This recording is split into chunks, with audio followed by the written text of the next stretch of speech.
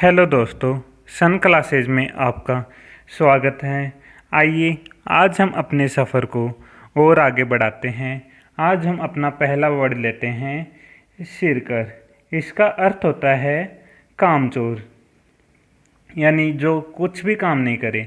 मान लो कोई भी आदमी है, वो काम नहीं करेगा तो उसे पैसों की ज़रूरत तो पड़ेगी, तो फिर वो क्या करेगा, लोगों के पास पैसा उधार लेगा, तो उसके सर पे है ना वो बहुत सारे पैसे सर कर लेगा। ठीक है, तो इसके अपन ने दो भाग कर लिए, एक सिर दूसरा कर, मतलब उसने बहुत सारे पैसे है ना अपने सिर कर लिए हैं। ठीक है, आप ये फोटो देखो पहले।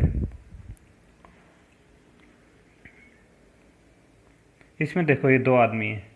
एक तो ये विजय माल्या, इसने क्या किया, भारत के बैंकों से बहुत सारे पैसे उधार लिए और ऐशो आराम से अपनी ज़िंदगी बिताई। फिर देने की बारी आई तब ये वहाँ से गायब हो गई। ठीक है, दूसरा ये अनिल अंबानी, इसने भी जैसे मान लो अपने बहुत सारे पैसे उधार लिए और फिर देने की बारी आई तब ये दिवालिया हो गया।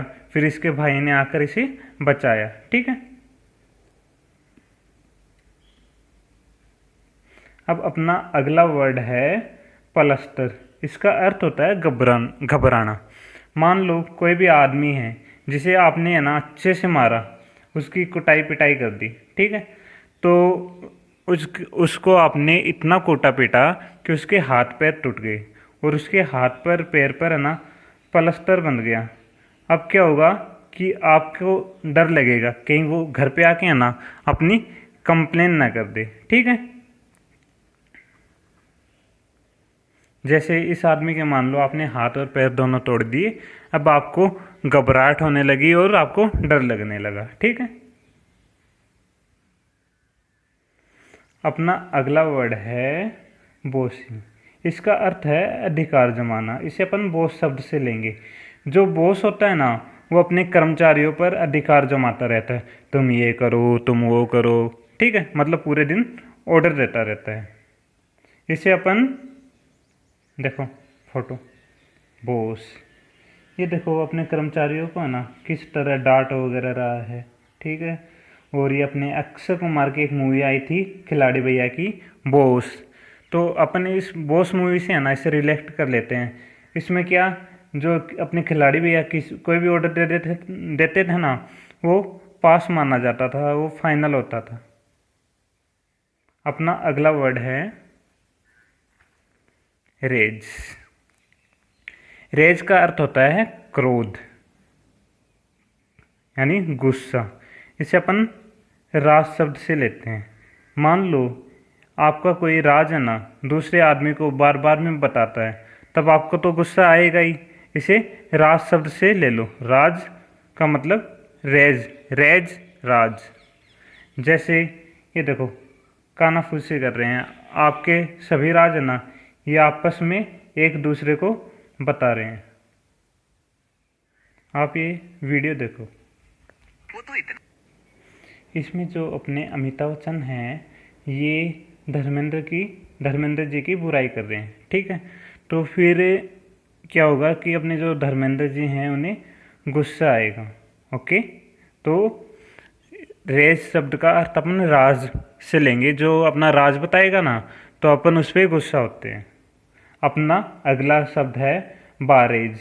बारेज का अर्थ होता है गोलाबारी। यदि कोई आपका राज बार बार बताएगा तो आपको बहुत ज़्यादा गुस्सा आएगा और आप बार बार उस पर ना हमला करेंगे, या आपके पास मान लो गन है तो बार बार फायर करेंगे। और इसका दूसरा अर्थ एक झड़ी भी होता है। ठीक है, ये देखो वो पहले वाला सीन था, उसमें क्या हुआ कि अमिताभ बच्चन ने है ना अपने धर्मेंद्र पाजी के साथ वो किया, मतलब इनके पूरे राज वगैरह बता दिए। तब इन्हें गुस्सा आया और ये टंकी पे चढ़ गई। मतलब जितने भी बार बार है ना उन्होंने इनके राज बताए थे, उसके कारण इन्हें गुस्सा आया और ये टंकी पे चढ़ गए। तो इसका अर्थ होता है बारेज। आप ये वीडियो देखो।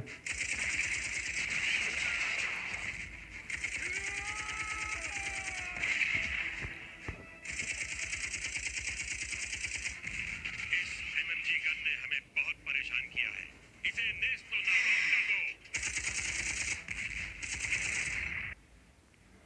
जो ये इधर ये सीन था, इसमें जो पाकिस्तान है वो हमारे जो ये है ना, क्या नाम है, इंडियन आर्मी के सिपाही वगैरह हैं, इन्हें बहुत ज़्यादा परेशान करते हैं। बार बार उधर से कभी गोलाबारी वगैरह और ऐसी चीज़ें होती रहती हैं, तो इन्हें रेज यानी बार बार गुस्सा दिलाते हैं।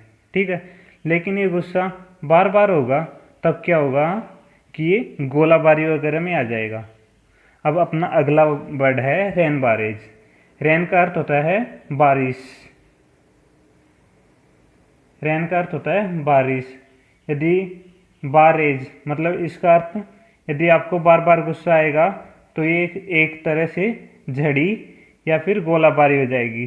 तो यदि अब मानसून आ गया है तो जो बार बार बारिश होगी, मतलब सुबह भी बारिश हो रही है, लगातार बारिश हो रही है, तो वो बारिश की झड़ी हो जाएगी।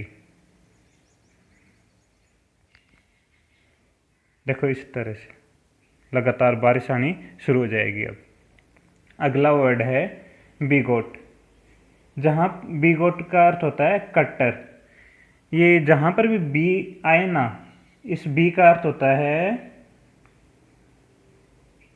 दो, और गोट यानी बकरी। ठीक है, ये मान लो कि जो धार्मिक लोग होते हैं ना, कट्टर होते हैं, वो बकरी की बलि वगैरह देते हैं, और उनके जो सिद्धांत होते हैं ना, वो रूढ़िवादी होते हैं। यहाँ पे फोटो देखो, देखो ये है बकरी, और ये अपने वो क्या नाम है, अजय देवगन जी। तो इन्होंने ना तलवार से बकरी के बीच में से दो भाग कर दिए। तो ये क्या हुआ, ये एक तरह से कट्टर हो गए। बी यानी दो और गोट यानी बकरी। बकरी के दो भाग यदि हम उनकी बलि देते हैं ना तब होते हैं, और जो बकरी की बलि देते हैं ना वो धार्मिक रूढ़िवादी यानी कट्टर होते हैं। अपना अगला वर्ड है रीसाउंडिंग। इसका अर्थ होता है शानदार। यदि कोई साउंड है, आप उसे दोबारा कब सुनोगे? यदि वो अच्छा होगा तभी तो सुनोगे। यदि कोई अच्छा साउंड नहीं है, आपको पसंद नहीं आया, तो आप उसे एक बार भी नहीं सुनोगे। लेकिन कोई बहुत अच्छी आवाज़ है या गाना वगैरह है तो उसे आप बार बार सुनोगे। देखो ये वीडियो देखो एक बार। जो ये अपनी बच्ची है ना, ये कितना है, ये देखो, नागरिक सुरक्षा संगठन स्टे होम। अब ये है रिवोकेशन, मतलब कानून ख़त्म करना। इसे अपन दो भागों में बांटेंगे, री, ठीक है, और दूसरा वोकेशन, इसे अपन वैकेशन से लेंगे।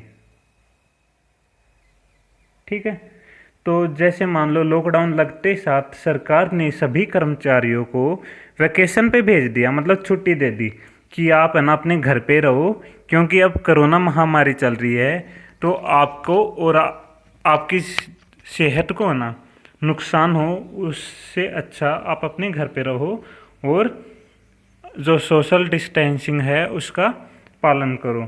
मतलब सरकार ने सबको वैकेशन दे दिया, मतलब जो पहले मतलब रोज़ ऑफिस जाते थे, काम करते थे, वो कानून ख़त्म कर दिया है।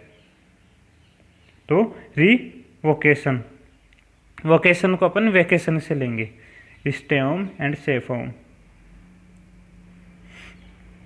लेकिन लॉकडाउन लगने के बाद अब है ना अनलॉक सीजन आ गया, मतलब कि सरकार है ना अपने हर चीज़ खोलने लग गई। जैसे पहले जैसे ही लॉकडाउन लगा ना, उसके कुछ टाइम बाद में सरकार ने क्या अनलॉक करना शुरू कर दिया। मतलब जो ज़रूरी सेवाएं थी, स्कूल कॉलेज वगैरह, जो उसमें जो कर्मचारी हैं ना उनके लिए खोल दी गई। अब अपना ये वर्ड देखो, पहले जैसे ताला वगैरह खुल गया पूरे भारत का। अब अगला वर्ड है रिवोक। इसका अर्थ होता है कोई भी कानून वगैरह हटाना। इसे अपन दो भागों में बांट लेते हैं, एक री और एक वोक। जैसे आप सुबह घूमने जाते हैं तो उसे वॉकिंग कहते हैं, ठीक है, मतलब सरकार ने बोल दिया अब आप है ना दोबारा घूम के आ सकते हो, मतलब रीवोक। जो पहले कानून था कि आप सभी को अपने घरों के अंदर बंद रहना होगा, तो वो कानून समाप्त करके सरकार ने नया कानून बना दिया कि आप सब है ना आप घूम सकते हो आराम से।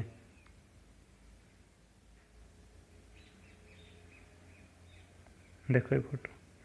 धन्यवाद। चैनल को लाइक शेयर और सब्सक्राइब करना ना भूलें। Thank you.